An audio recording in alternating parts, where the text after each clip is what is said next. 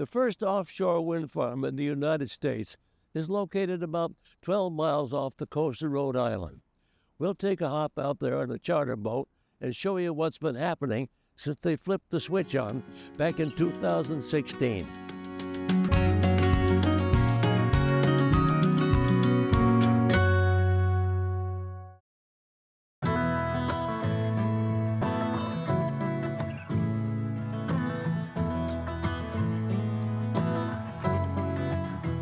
Welcome to Windows to the Wild. I'm Willem Lang. With me is Eric Chapman, the director of New Hampshire's Sea Grant. You'll hear more about Sea Grant a little later in the story. But earlier in the summer, we took a ride out beyond Block Island to the country's first offshore wind farm. I wasn't able to join the crew on that particular one, but Eric did. You know, it's awful good to see you again. Great to see you. Fantastic to see you. Now, we've filled some stories before in the Gulf of Maine. Yes. The question arises, what in the world does the Block Island wind farm have to do with the Gulf of Maine? Well, there are a lot of discussions and ideas about doing something very similar here in the Gulf of Maine. Yeah. So we're kind of on the road of kind of exploring and learning about what would make sense to do in the Gulf of Maine in terms of offshore wind energy. And we looked at Block Island as an example of, okay, well, what did they learn about what worked and what didn't work in the process of doing something like that? Huh. Apparently it works. They're still here. Yep, it works. And what they're thinking about here, it will be quite different than what you saw or what we saw on Block Island. That was a small farm. Those are in shallow waters near shore. What they're thinking about in the offshore here in Gulf of Maine is in much deeper water, so there'll be floating platforms. Oh, really? And there'll be much larger farms if we end up moving forward with the plans. Huh. But you don't have quite the sea traffic that you have farther south, right? No, but anything that you do in the Gulf of Maine is something that people are very passionate about. That's for sure. Yeah, and fundamentally it's really about our relationship with the ocean. So anytime you're thinking about doing something on the scale of some of these larger wind farms, people have a lot of thoughts and ideas about how to do it, whether to do it, and it's a complicated scenario. Yeah. But you're working on that. Yes, we're working on that. We're trying to kind of support good conversations, the availability of good information so people can decide for themselves what they think about the idea.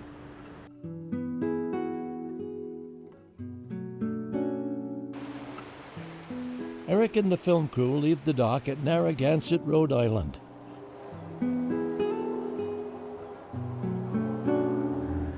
They're on their way to the wind farm, about an hour offshore.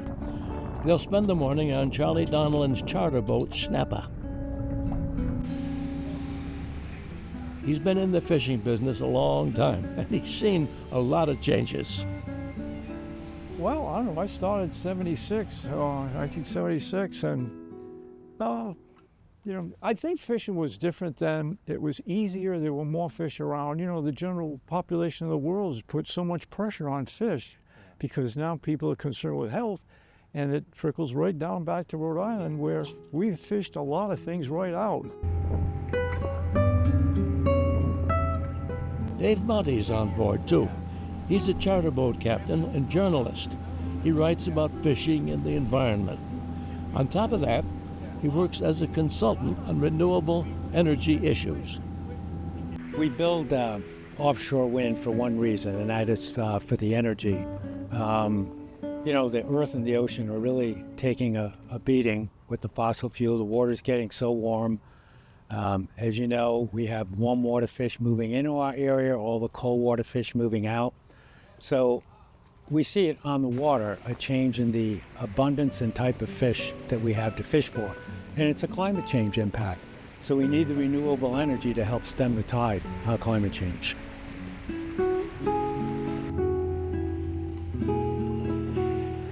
While we take you out to the wind farm, a bit about how it got here. Construction of the 5 turbines began in 2015. They went online in December 2016.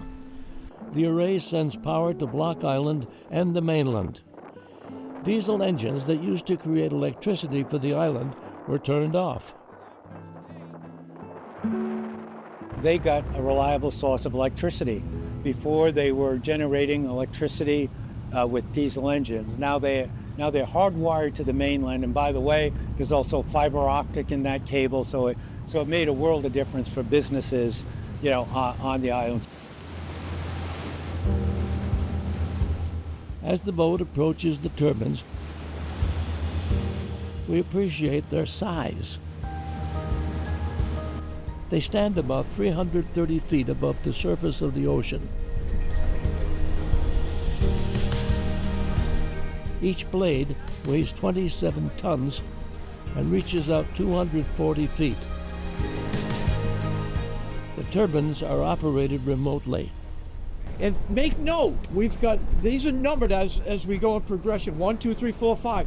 So 1 and 4 are operating at this moment, and an hour later, you see another one and say, what happened? How'd the other one get going? There's no boat out here, but they're remotely controlled. I think Duke University has something to do with that. How has the Block Island wind farm affected wreck fishing here out of this port? I think it's a plus. We didn't knock them dead today, but we had a few fish. You could see some with keepers, some with throwbacks. And usually at the end of the day, everybody will have a few fillets so you can have a meal out of it. But, the days where you're catching hundreds of pounds of fish, I think most people realize they're gone. These turbines are fixed to the ocean floor in about 80 feet of water. Pilings were driven deep into the seabed.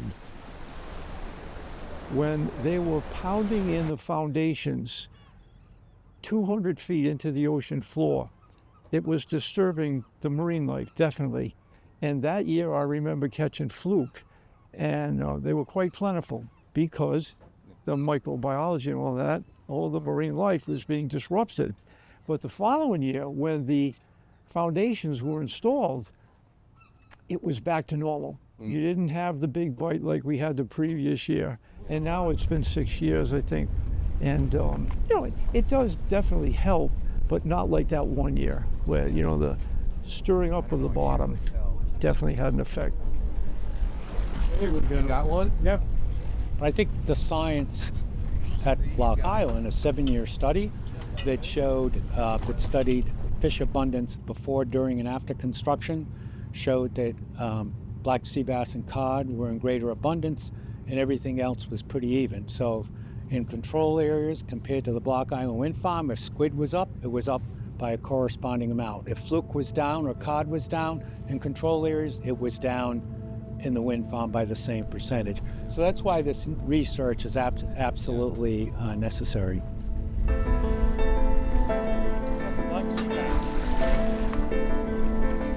For some fish species, the turbines act as an artificial reef. That's beneficial for recreational fishing businesses like Charlie's. Even tourists are attracted to the turbines. I do lighthouse tours. I do whale watching. I mix it up, And so when I heard about that, I said, that's got potential. And so that's when I started attending meetings, and every time there was an article or in a magazine or a newspaper, I read up on it. And I said, if this is done right, I can probably grab 10 or 15 trips a year. And that's about what I average.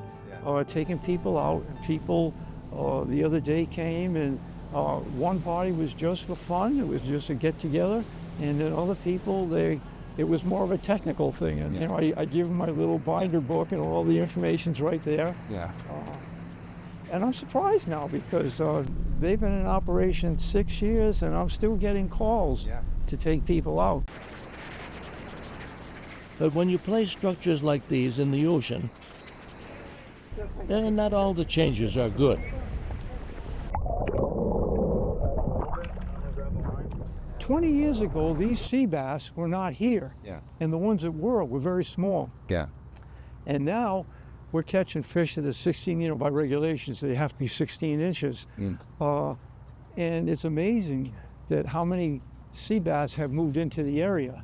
And it's a good thing and a bad thing, because the lobstermen hate them because these sea bass are eating all the lobsters. And you know, the lobsterman has to make his living, and then there's a guy right next to him catching all the sea bass he can get, 200 pounds commercially, because he wants to make his livelihood. I served as one of the leads for the University of Rhode Island in the siting and the siting of the Block Island Wind Farm. Jennifer McCann works for Rhode Island Sea Grant. She's part of a national network of 34 Sea Grants programs. Sea Grant is a federal and university partnership that works with members of the community to keep coastal environments and economies healthy. Jennifer helped bring all the interested parties together long before construction of the wind farm began. And that included facilitating a multifaceted stakeholder engagement process, which included actively engaging and learning with and working with recreational and commercial fishermen, municipalities, unions, the tribes, other researchers, again, to make sure that questions were being answered, and government, whether it be the state or federal government, had the answers that they needed to make the best decisions.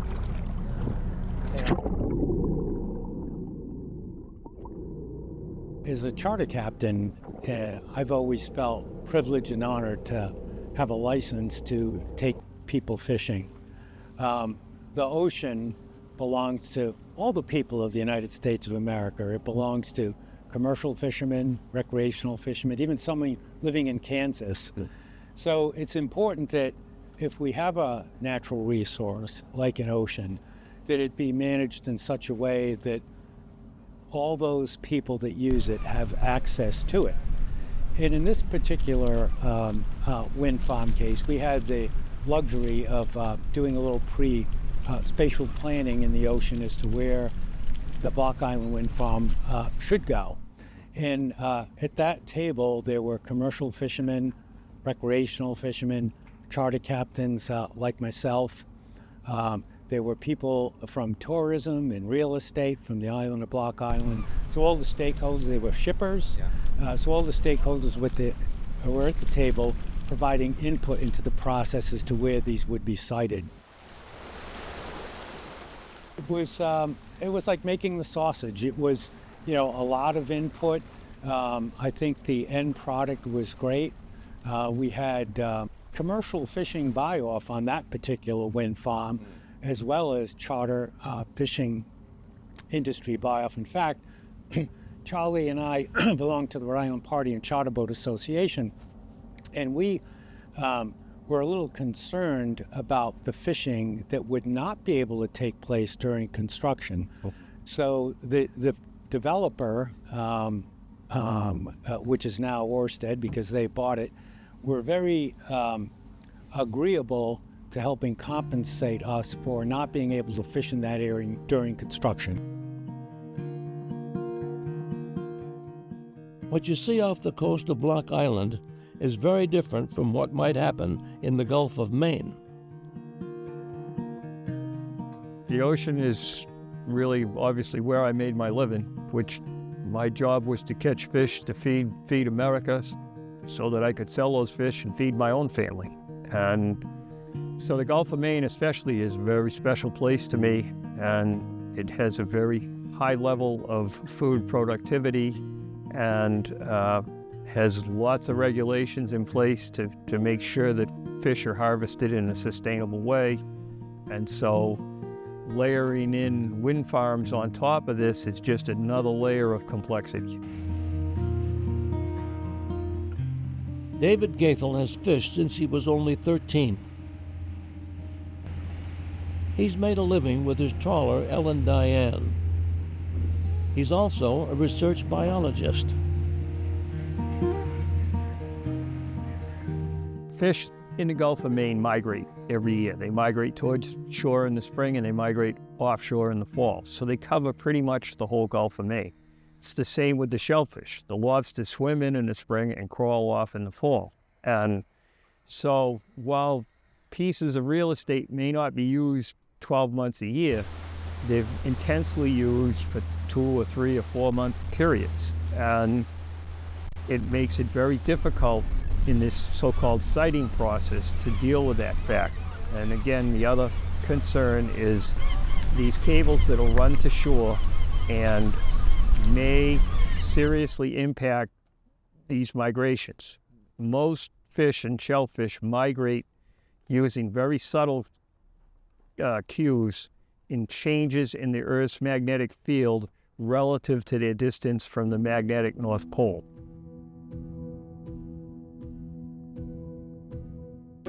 If the proposed Gulf of Maine wind farm gets the go-ahead, it'll sit far offshore, unseen from land.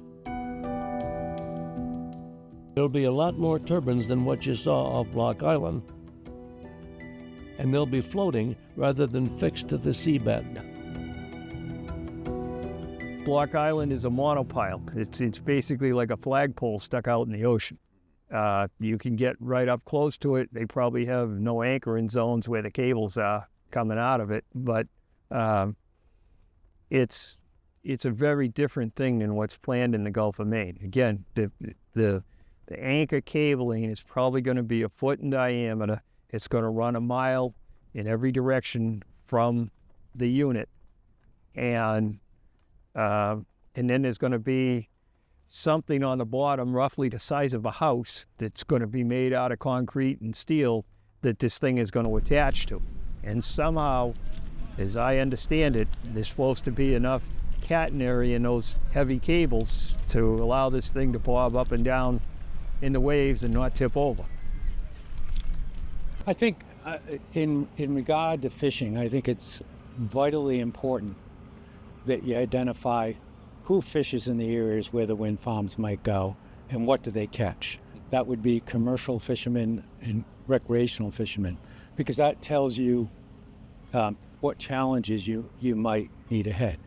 And then that means there needs to be research done before, during, and after the process to make sure that there's no unintentional harm to habitat or fish.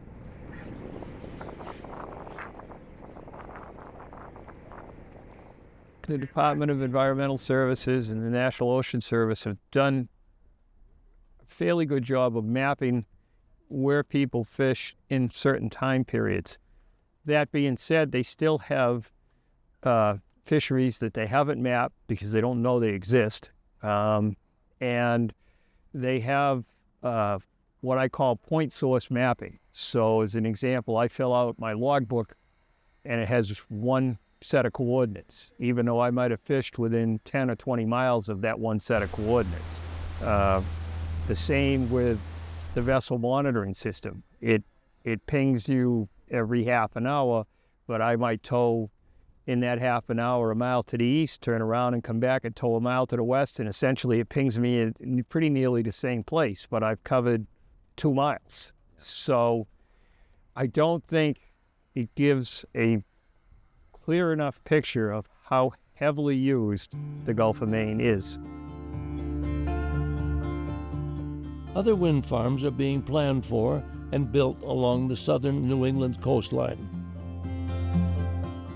David isn't alone with concerns about the possible effects. I think some of the major concerns that they have are that the wind farm is taking over geographic space that they normally fish in. And I think that their deeper concern is that the structures will warm the water. The structures will prevent proper habitat and growth of habitat in fish and be detrimental to their fishing effort overall. So that's why it's really important to have science address some of those concerns and learn as we go, i.e. The Block Island Wind Farm was 5 turbines. The South Fork Wind Farm is 12. The Revolution Wind Farm will be, 30, 35 maybe in its first phase. So we have to make sure that we learn from each of these experiences as a nation, pass it along to the next wind farm, and just get better about it.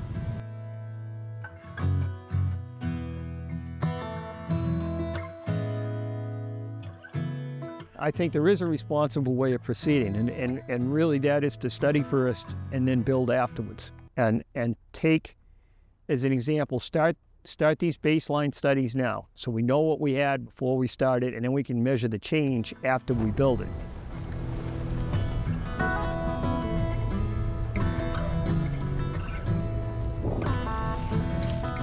Some people are excited, some people are worried. Do you have any advice for us up in New Hampshire or other parts of the country where we're starting to head into this? Here's something, up in your way, you're getting a lot of lobsters, and we don't get them because our waters are warming. Yeah. But when these first started going in over in Europe, I think the lobsters over there or something were affected. And you talk to commercial lobstermen, I know some guys that I'm friendly with, and they say when these turbines are put in and that cable is run, from out there out to the mainland and back out to Block Island, it's a known fact, it's proven that you're chasing lobsters from an area. There have been public meetings with stakeholders in New Hampshire, Maine, and Massachusetts.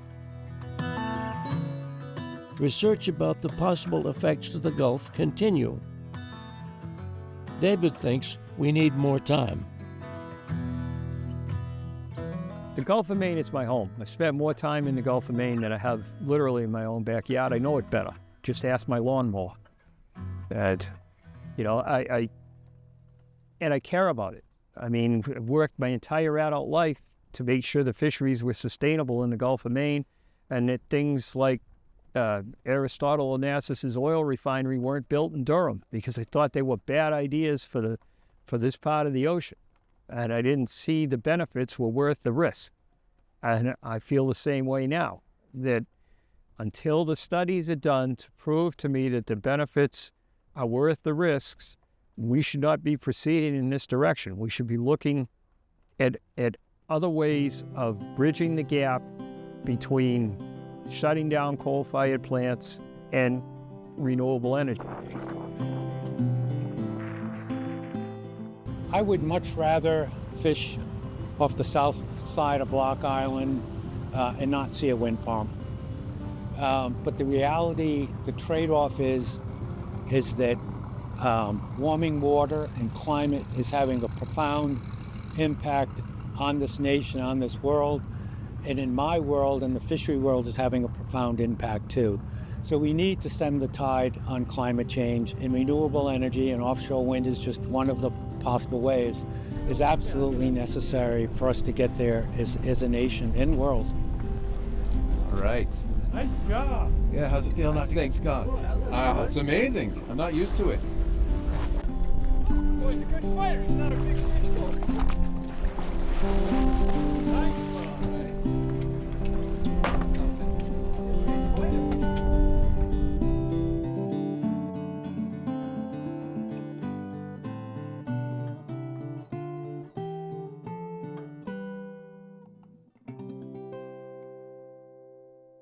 Well, we have come once again to that part of the program that I like the least.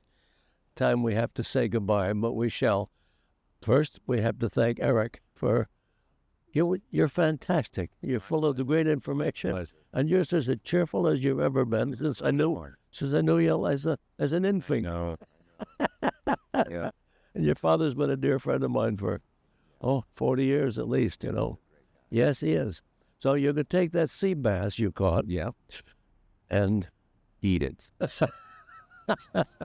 okay, but you're not going to fillet it. No, I'll leave that to someone who knows what they're doing. It's not pretty when I start to try to do those things. That'll be great. And I'll see you again, I'm sure, because the Gulf of Maine and the Gulf of Maine will continue. There's always something going. Yeah, we'll be back. We'll be back. Okay, thank you, Eric. Thank you. And And thank you all for joining us. I'm Willem Lang, and I hope to see you again on Windows to the Wild.